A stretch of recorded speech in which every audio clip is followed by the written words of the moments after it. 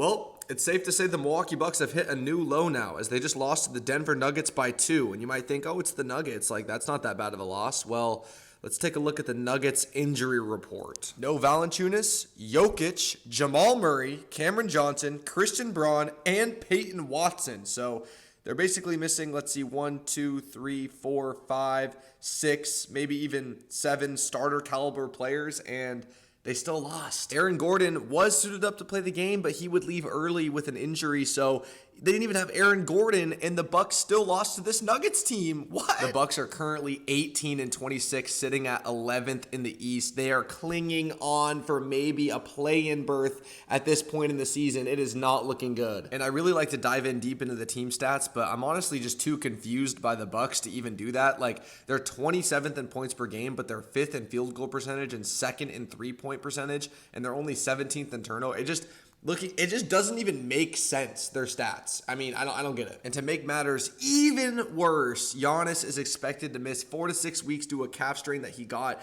during the game against the Nuggets. And now we're all expecting the Bucks to just be complete garbage. No Giannis. I mean, they were bad with Giannis. Now he's out. It's looking rough. And one thing I don't really understand is that after the game, they interviewed Giannis about his injury, and he's the one who said he's missing 4 to 6 weeks. They were like, how much are you out? He's like, oh, I'm going to be out like 4 to 6 weeks. Like, before even consulting the medical staff or anything, he just gave us a timetable for his injury. I just thought that was really weird. And with Giannis out, we all know the Bucks are going to lose a bunch of games and they're going to be trash. But to make it even worse, they don't even own rights to their first round pick this year. Someone can swap with them unprotected. So I mean, they don't even have their pick, so they can't. It's not like you can tank. And trade talks around Giannis have been going on for so long at this point. I don't even remember when they started, but should the Bucks just trade him? I mean, I feel like every single time I see Giannis, it just seems like he doesn't even want to be in Milwaukee anymore, which is really sad, but it's true. That's just that's the vibe we're all getting here. In a blowout loss to the Minnesota Timberwolves where the Bucks lost, I think it was by like 33 points,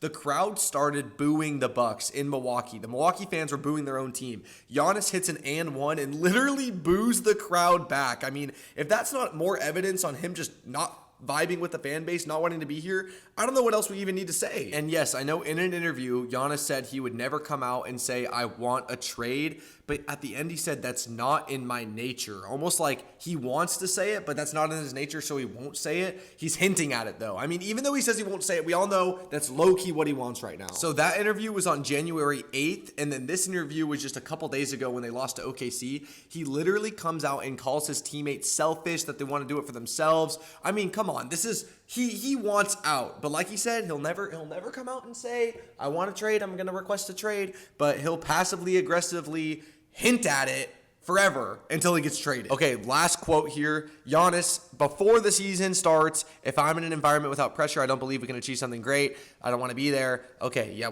so you're in an environment now where there's no pressure because you guys are so bad, you're not competing for a championship, you're not going to do something great. So you want to trade then. Okay, bet. Okay, enough with Giannis, but like if you're the Milwaukee Bucks front office, how much more do you need until you trade the guy? I mean, he clearly isn't happy. He clearly wants out. You don't have your first round pick. You guys are buns right now. Just trade him. Go figure something out. Fix the team. With the Jimmy Butler ACL tear, that opens a huge hole on the Warriors. We all know they're going to be complete buns without Jimmy and only Steph. That opens an opportunity for the Bucks to get into some trade talks with the Warriors here. The Warriors front office has been so open about wanting to extend the championship window with Steph Curry while he's still playing at an elite level, which he is. The only way to save the Warriors is to trade for Giannis, and the only way to save the Bucks is to trade Giannis, because if the Bucks don't trade Giannis and they just tank this year and they don't have their first round pick, it's just a complete wasted year. Yo, I'm doing some research right now, and the Warriors are planning to target LeBron and Giannis? Dude, what?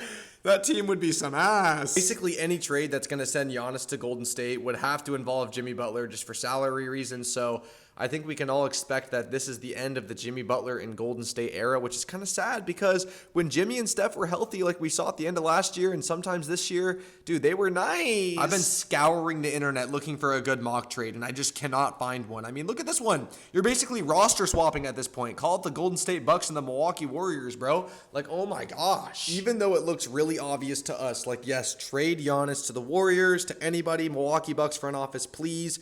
we have to remember that this front office has made some absolutely horrendous moves in the past. I'll never really understand this one to this day. Adrian Griffin and the Bucks were 30-13, and then they fired him. I don't know why, if he lost the locker room or whatever, but you don't fire him and then bring in Doc Rivers, man, the known playoff choker he's ass, man. Also, still never understand this trade either. Kuzma for Middleton. I know Middleton might have been a shell of himself at that point, but we all know what he could do, what he can do, the chemistry he has with Giannis, and you're going to trade him for Kuzma?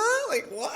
And honestly, this take might be a little bit biased because I am a huge Damian Lillard fan, but I feel like the Bucks just completely botched the whole Dame and Giannis era because I felt like they had no depth on any of those teams, and Dame and Giannis were both dealing with injuries throughout the entire time, and I don't know why, but it just feels very like they were never fully bought in on these two. It felt like they were always like 1 foot in the door, 1 foot out. That's just how it felt from a fan perspective of watching Dame. It just never felt like the front office was all in for these two. And yes, I'll give props to the front office for bringing in Miles Turner. That was a great signing, getting him away from, your in-division rival and everything, but it's, in my opinion, it's too little too late. You know what I mean? Like, Dame's already gone.